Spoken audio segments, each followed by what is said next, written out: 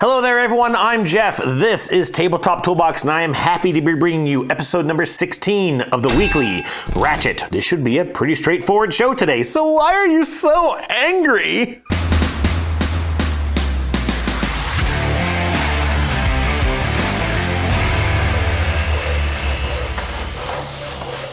Hey there, everyone, and welcome back to the Weekly Ratchet. I hope you've all had a fantastic week of gaming and hopefully spending some time with friends or family. I mentioned briefly at the end of the last episode that I didn't know if there was going to be a Ratchet this week, and that wasn't because I was necessarily looking for a break, but it's because I already knew at that moment that my weekly game session with Daniel had been canceled. He had some family obligations he had to tend to, and so he wouldn't be able to play. And so I just kind of thought, I don't really have any games I'm expecting to come in. I just wasn't sure I was going to get anything played, and I just didn't think there'd be any reason for an episode. None of that came true. I have a lot of games here to talk about, a lot of games that I've played, and a lot of new stuff that I haven't chatted about before. So let's go ahead and get to new collections.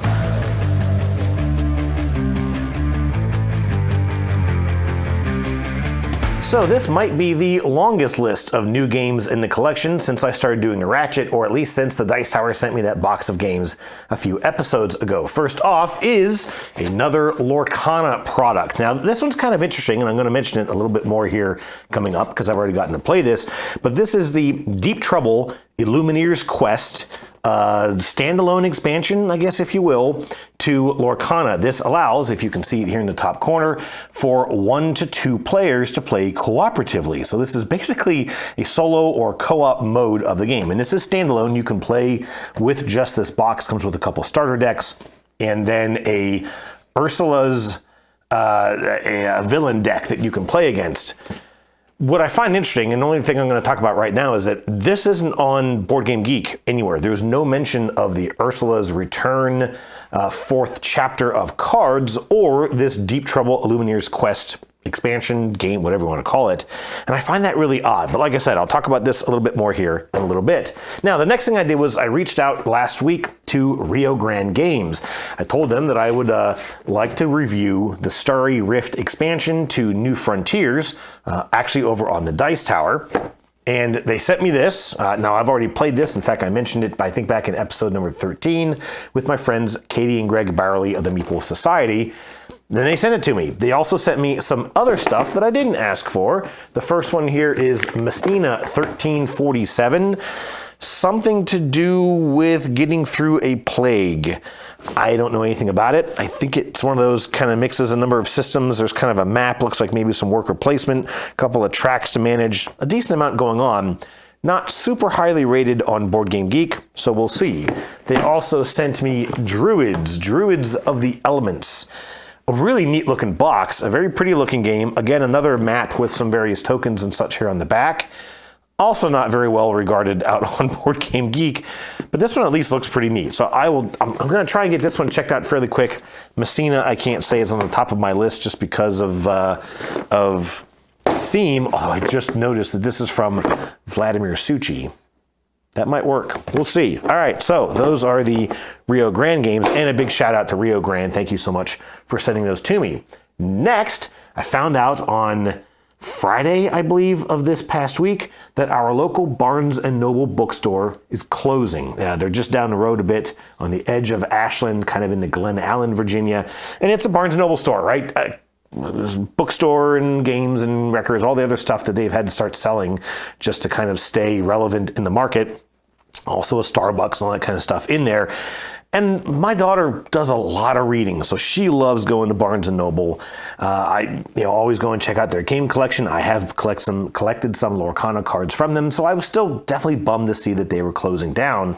Hopefully they'll get a new location. I guess it's actually like a landlord wants to redevelop or something. It's not a bankruptcy type thing. So my hearts definitely go out to the staff there at the store, and I hope that they can find work and maybe keep working, all that kind of good stuff. But I did swing into the store to grab a bunch of new stuff because all games were marked 40% off, and you can't pass that up. So the first one I picked up here is Sky Team. This is by Scorpion Mask, or Mask A. I never am quite sure how to pronounce that. I have played this a couple times. In fact, I think I mentioned it I'm not sure if I mentioned this in a Ratchet episode or not. I may not have. That may have been before I started doing the show. But I've played this a couple times. I played it at the Dice Tower Retreat last year with Chris Yee, and I've played it with my sister, who has it. And as I mentioned in the last episode, she's a pilot and a big aviation enthusiast. Words are not coming to me today. I apologize. But anyways, it's a cooperative game. I've enjoyed it. I really wasn't going to bother getting it because I just didn't see my wife and I playing this very much, but it has a small footprint. It's fairly easy to get to the table, very, very easy to set up, and it's got a lot of sort of expansions built into it, a lot of variants that you can play with to sort of change the difficulty. And I'm kind of curious to check some of that stuff out. My wife said she would play it with me, so hopefully we'll get that to the table. I also picked up Sleeping Gods, Primeval Peril. This, I found out, was kind of it was a print and play expansion first offered to Kickstarter backers of the Sleeping Gods game, and now it is this sort of separate. It's a standalone game. It's a one or two player cooperative, fairly short quest. Says you can play basically the whole game in about 2 hours, give or take, I'm sure. And I picked it up because it was cheap. I have never played Sleeping Gods. I've heard a lot of good about it. I've heard some things against it. The main thing I remember hearing about for the base game was that if you're playing it at lower player counts, you have to use all the characters that the game comes with, which then makes it a lot of extra overhead for the few players that you have, which is kind of why I've avoided it. I've heard that the Distant Skies version, which I don't think is just an expansion, I think it is a standalone, if I recall. Correct me if I'm wrong, but I've heard pretty good things about it, that it kind of streamlined a lot of that, and I'm hoping that some of that has carried over to this as well. Again, something that I'm interested in checking out with my wife. Nice two-player cooperative story to work through. Speaking of co-op, I also picked up Disney Animated. Yeah, I know, a lot of Disney games on the lineup here. This is by Funko Games, designed by Prospero Hall. And it's kind of a bummer because Funko Games sold off Prospero Hall, and we don't expect that we'll see any more in this lineup because it's listed as Volume 1 with the sort of implication that there would be more versions of this. But anyways, it is a cooperative game where you are trying to produce one of 5 iconic Disney movies. We have Snow White, Fantasia, Alice in Wonderland, 101 Dalmatians, and Aladdin. Only really 2 of those I've ever been very interested in, but so be it.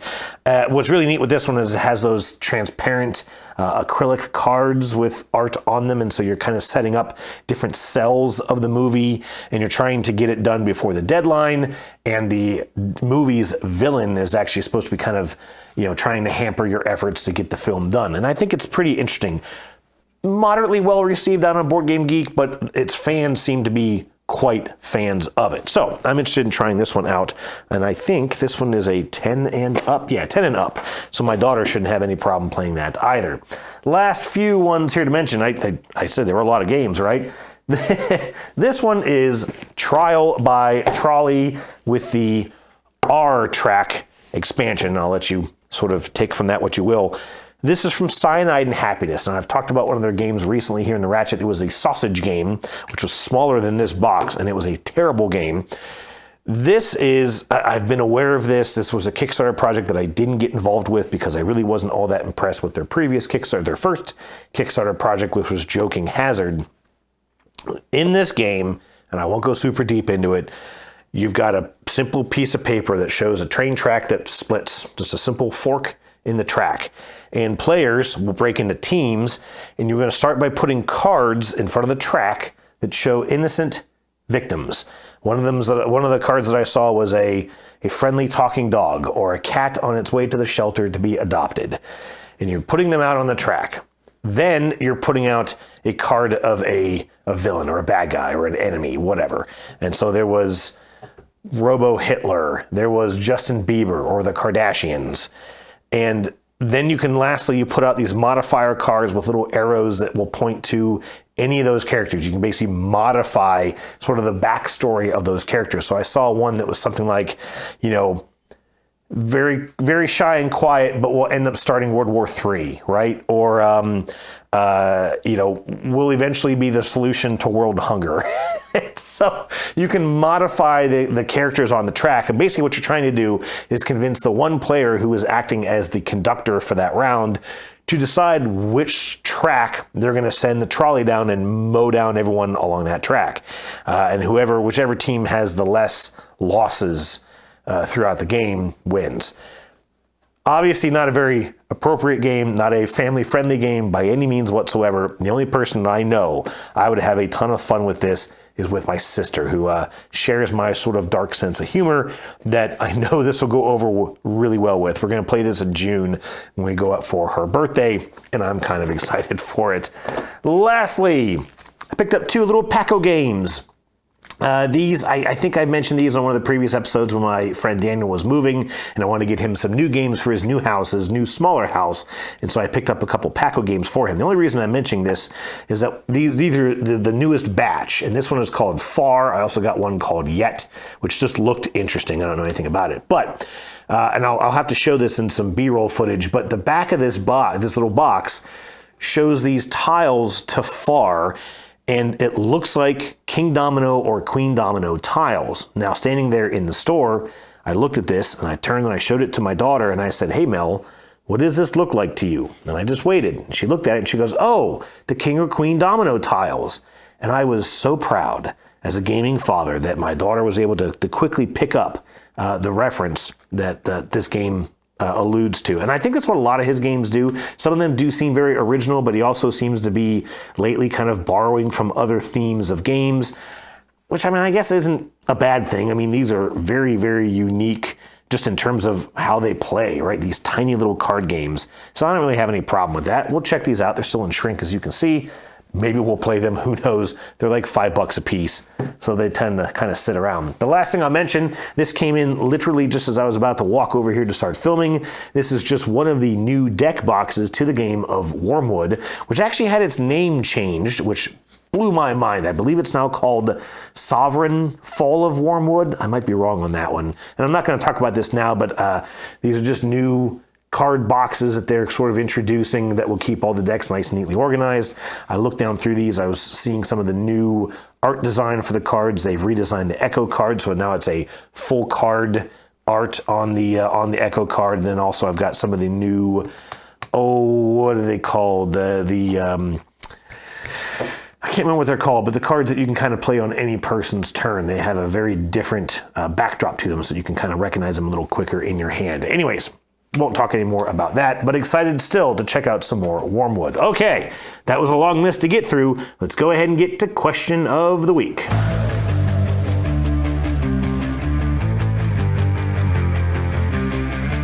Okay, here we go into question of the week. And I did, admittedly, pick another somewhat heavy topic for this week. I asked to share an experience with a difficult player that maybe you've had in the past, and maybe how you might deal with such a situation, or how you did deal with that situation. Got a lot of comments, even a couple of these coming in at just the last moment. So let me go ahead and get through the answers here from our viewers. Up first was Kay, who said that since she plays with her family, they are all understandably quite civil.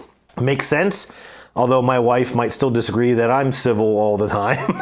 But by the way, Kay, I did not see Boza at Barnes & Noble. I'll have to kind of keep looking out for that one, but thanks for that recommendation.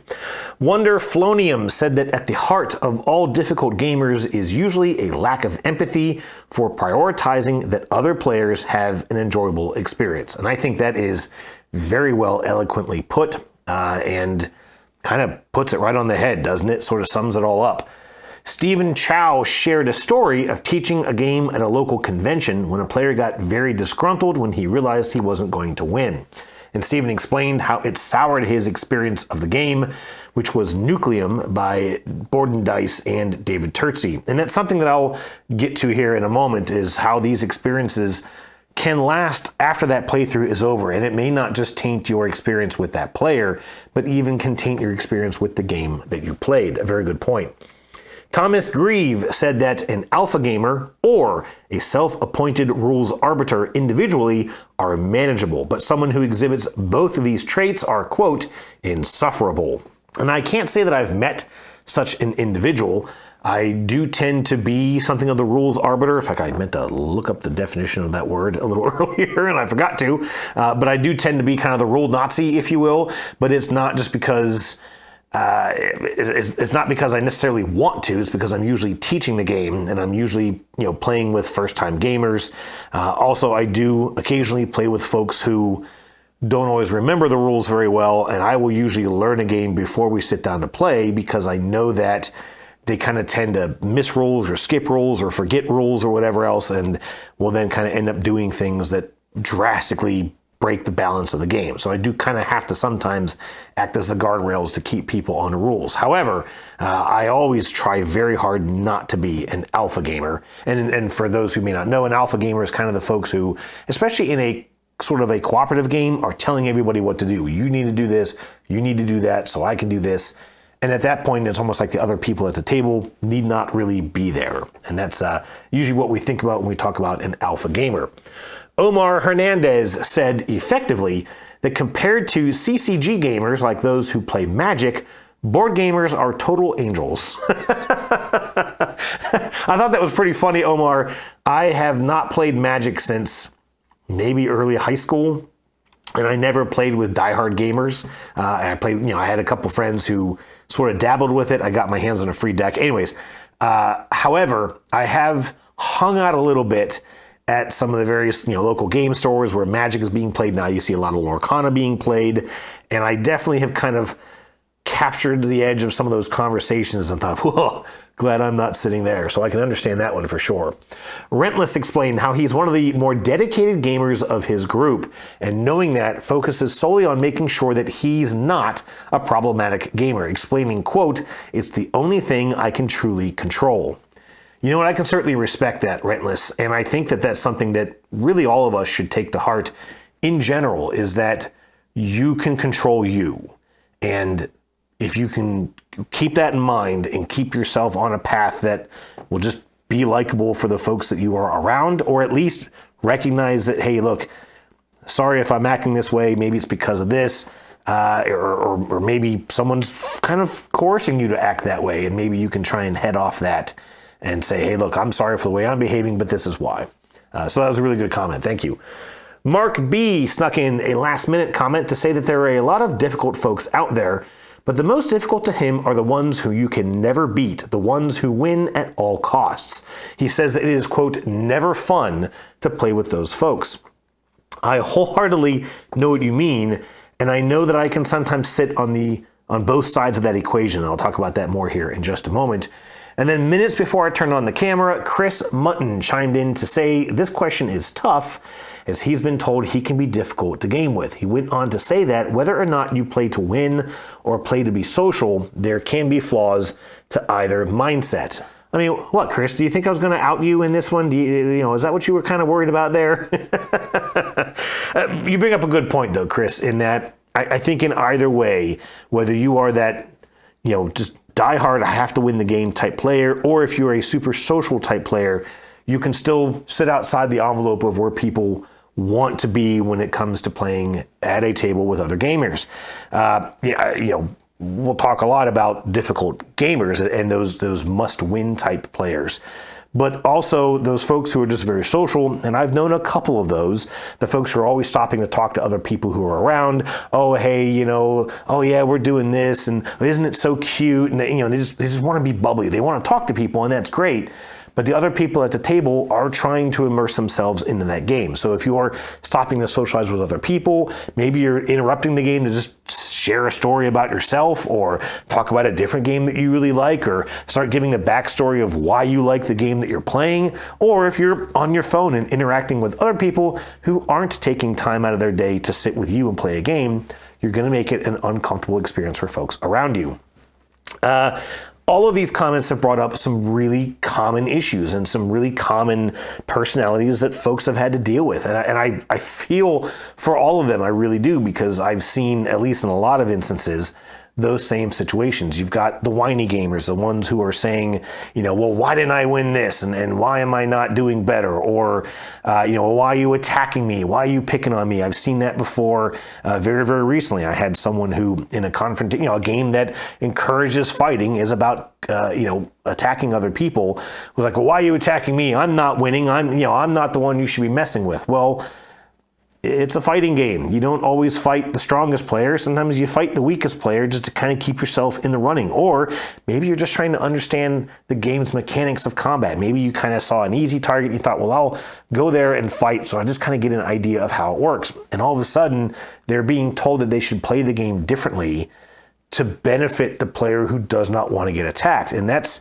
really frustrating to folks because, again, you're playing this game. You have agreed to sit down and engage in this experience. And maybe it's not what you all want to do, but you've agreed to it. And now you're suddenly saying, well, you know what? I don't agree to it. And that becomes a problem for everyone there. And also that mindset of, okay, I'm here to play my game. You're telling me that I should play it differently. So why do I even need to be here? What is my point in sitting here at the table? You've also got the alpha gamer, as we already mentioned. And you had that over analytical gamer, kind of as Mark talked about, the person who just, they can't stand to lose, and they have to sit there and figure out every possible avenue. Some of them will even kind of try to reinterpret the rules to their own benefit so that they can win. And I've seen folks, especially who, when they lose, they'll sit there and spend the whole time saying, well, I should have done this and I should have done that to win, instead of just turning to the person who did win and say, man, you did a pretty good job. And I know that I can fall victim to that sometimes myself, and actually talking about that gamer who always has to win, or maybe the gamer who just always wins. I have certainly met some folks. Matt Ball is a good example, I think, who wins very, very frequently. I've beaten him very rarely at games, but he's not necessarily in there saying, well, I'm going to do everything I can to win. I'm going to attack you so that I can win. I'm going to steal stuff so that you can't win. He's not an asshole about it, if I can be honest, but he wins a lot. And on the same token, I know that when I'm playing like with my wife, and especially with my daughter, I tend to win a lot of the games that we play, because I play 10 times more games than they play. And so I mentioned last week the game Lacuna, and I actually meant to talk about it then, that I kind of figured out how to solve that game. I figured out real quickly that, you know, in the past I had played it to try and, okay, well, if I can get over here, I can get this. And if I get over here, I can get this. But then I realized that if you're actually looking at what the other players are doing, you can sort of make it so that they can't win, and you can. Now, if everyone plays that way, if everyone gets it, then you're all going to have a pretty tight experience. But if one player, like me, figures that out, they'll win almost all the time. And I was even chatting with my wife about it, because I said, well, hey, this is what I've realized. I mean, look at how this works. But I wanted her to know, because it's like, well, hey, now we can keep this a somewhat level experience. But I also realized that because I play games so much, I look for, and I've just started to understand those ways of looking at a game, to kind of decipher it, break it down, like Mark was talking about, and understand how the game works, because it just gives you an edge when you're playing it. Now, again, if I'm like, well, I figured this out, and I'm not going to tell anyone, or I'm going to really just hammer someone to try and win, again, you're making that experience very unpleasant for someone. And if you're sitting there game after game after game just getting clobbered by somebody, you start to feel like, maybe this isn't my hobby. Maybe this isn't for me. And it's difficult, because when I'm playing with my wife and daughter, I've often thought, you know what, I'm going to pull back. You know what, maybe I'm going to play with a strategy in this game that I've never tried before, just to see how it works. Sometimes it still ends up blowing them out of the water. Sometimes I played Ark Nova with my wife, and that's a game where the players end the game. The game doesn't have a built-in timer. And we were kind of coming up towards the end. We kind of knew that we were getting close to the end. And she goes, well, Jesus, just don't finish the game yet. I really want to get this done so I can at least have a decent score. I know I'm not going to win, but just, I don't want to end with a negative score, which you can do in Ark Nova. That's okay. I mean, hey, that's fine.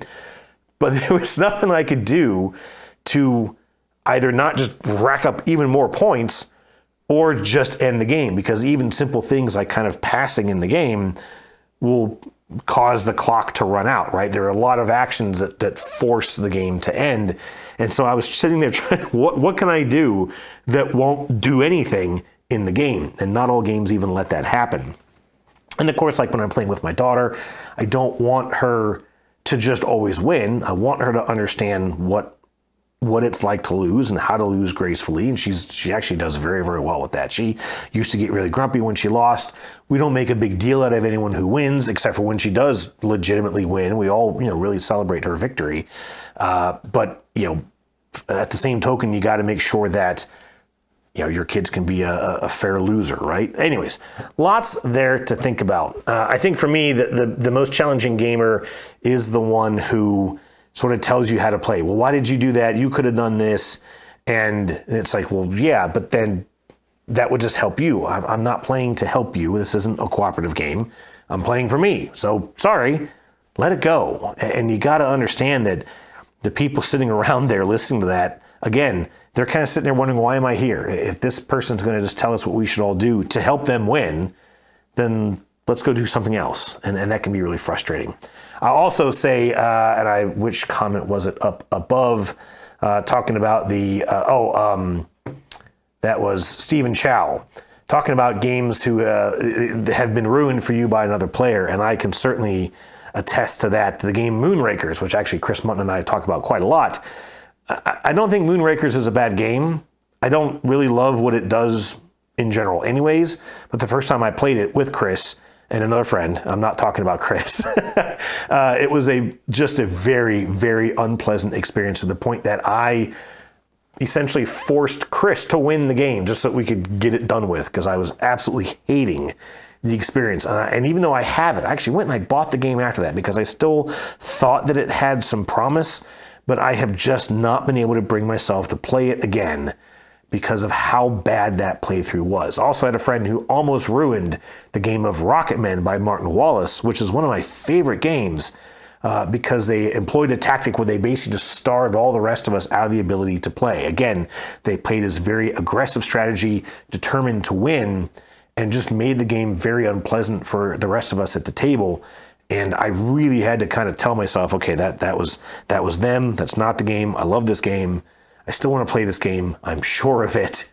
And so I tell you, you really got to be mindful of your actions. You've got to, as Rentless put it, I believe, as Rentless put it, you've got to be mindful of who you are and what you're doing and how you're acting and the impression that you're giving and the experience that you're giving to other players. In fact, last week I mentioned the First in Flight game I played with my sister, and at the very end of it, she sort of revealed that I had been so negative to the game that she had just, really been having a tough time playing it. She wasn't really enjoying the game either, but I had just been so repetitively negative about it that it was annoying her, and I apologized. And luckily at that point we were done playing it anyways, and she has gone on to play it again and is trying to find some house rules to kind of make the game a little bit more enjoyable. Anyways, that is the end of this topic, and I appreciate everyone, as always, chiming in. For next week, let's do something a little happier, something a little more upbeat. So how about, do you have a favorite player color? Is there a color you like to play as, or do you hate people who have a favorite player color? And I laugh because I say, let's make something happy. But do you hate people who are having a favorite color? Anyways, a fun topic I'll like to chat about next week. Tell me what your favorite player color is, if you have one, and maybe how you react to people who have a favorite player color. All right, let's get on to some recently played games.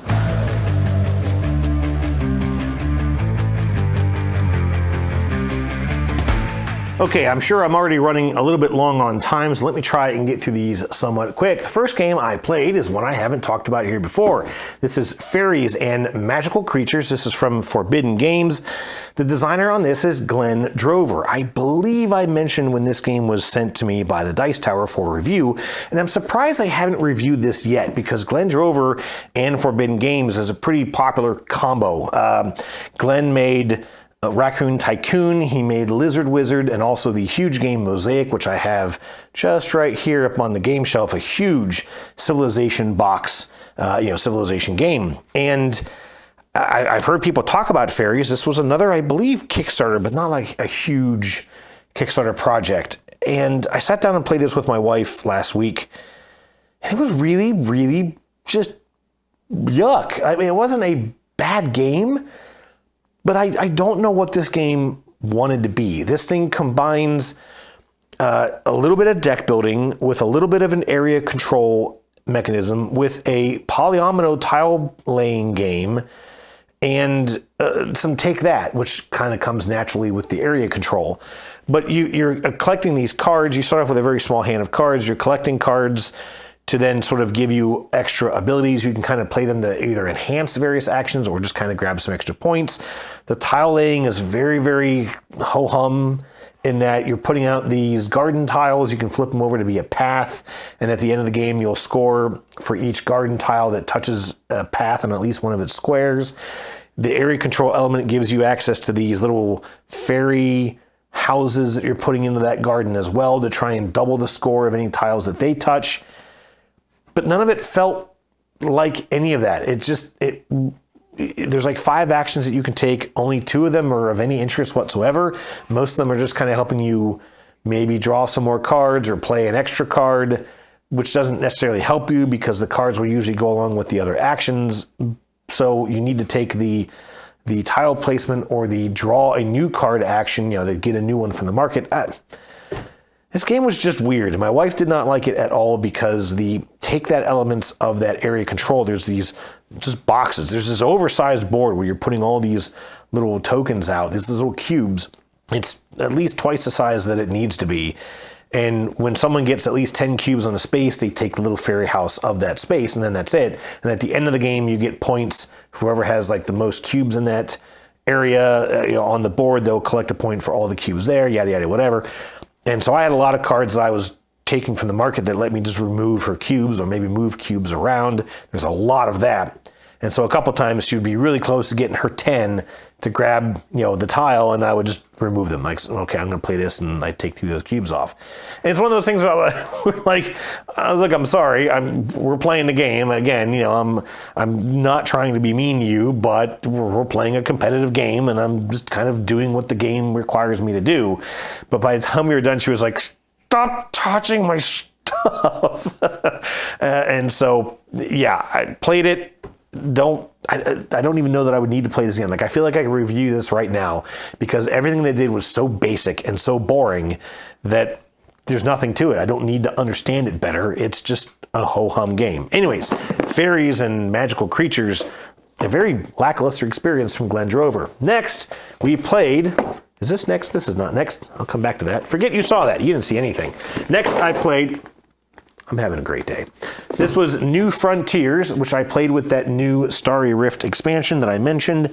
Let me plop that into here. Haha, as well. My wife played this with me as well. I don't know what I'm doing here. These don't make a continuous picture. I just realized, oh, maybe it does. Oh, maybe it does. Hang on. Oh, no, it doesn't. It looked like it in the monitor. Oh, well, anyways. It's a Monday, folks. Anyways, I really enjoy this. This is the board game version of Race for the Galaxy. And Race for the Galaxy is a game that I only ever played once. I talked about this on episode 13 with Katie and Greg, that Tom Vassell taught me how to play the card game so poorly that I tanked at it and I just couldn't figure it out. And again, I've kind of had just a sort of a aversion to playing that game again. It wasn't a bad experience. I just didn't figure out the game. I just got absolutely clobbered in it because I didn't know what I was doing, and just didn't play well. Anyways, this game, to me, it clicks a lot better. Maybe it's because Katie did a great job of teaching it to me the first time I played it, which is actually, I think, last year. And so I really enjoy it. And the expansion doesn't really add that much to it. It's not that big of a box as you can see. It adds another faction that you can kind of grab some planets of. They're a little harder to conquer, those planets. It also adds some extra goals you can work towards. And that's really about it. The only funny thing with this game is that my wife, it's an engine building game, and my wife actually revealed that she's actually really starting to like engine building games, and that got me kind of excited.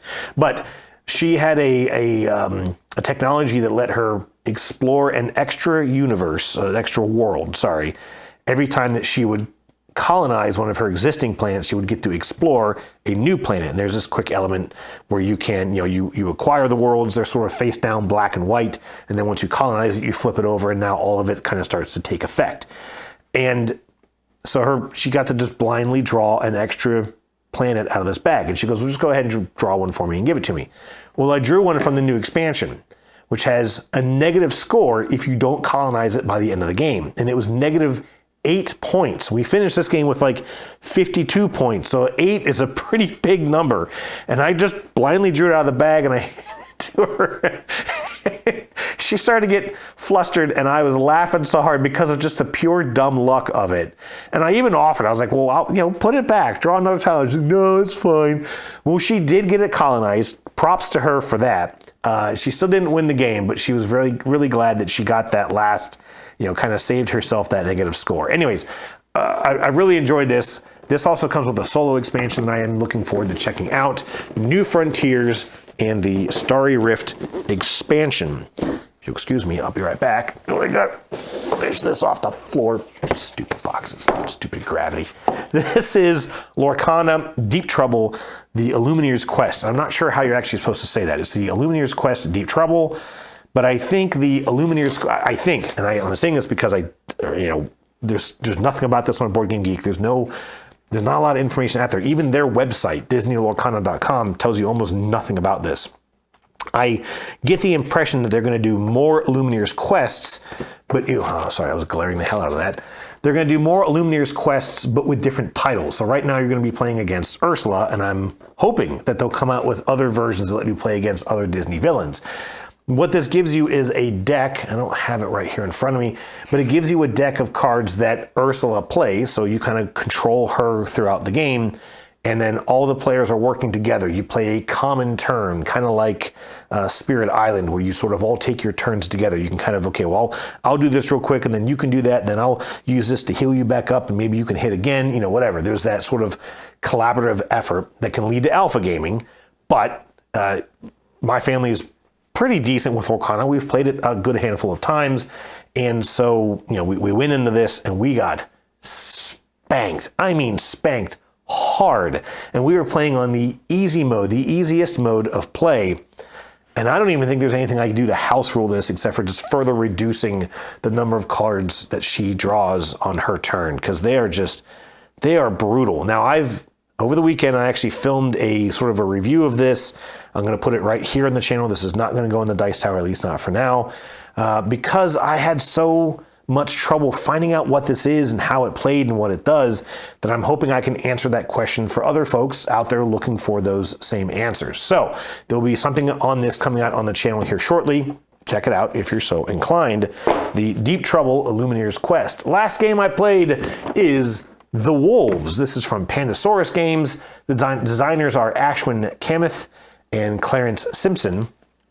This was a game that I picked up at the Dice Tower Retreat last year, I believe, in their sort of game trade. It was in shrink the other day, so I just opened it up. I'm not a huge Pandasaurus Games fan. I've played their Dinosaur World and their Dinosaur Island I talked about in episode 13. Both of those games had just one little quirk that just annoyed the daylights out of me because they are so super random in what are otherwise very strategic games. This might be, at least as of right now, my least disliked Pandasaurus game.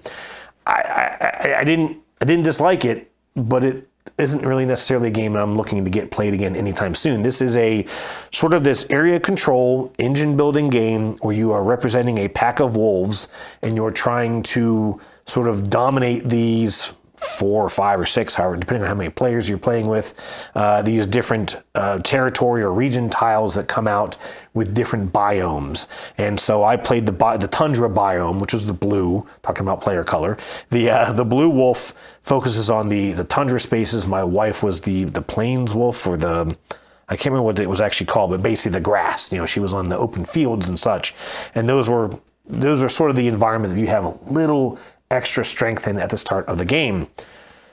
The only thing that was weird about this, I didn't really have a problem with it, but she did, is that when you want to trigger these actions, you're moving wolves, you're trying to get these dens out, you're later upgrading those dens into lairs, you can howl at these lone wolf tokens on the board to kind of convert them into one of your own wolves. That's how you grow your pack. And to do any of those actions, you target an environment on the map, whether it's the plains, the tundra, the forest, mountains, or desert, and you have these 6 two-sided tokens in front of you that show those environments. And so if you want to move, you only need 1 token of that environment, and you flip it over to its opposite side and then move to the environment of the side that you had just put face down. If you wanted to put a den there, or maybe howl at a lone wolf there, you need to flip 2 tiles face down that were showing that environment at the start of your action.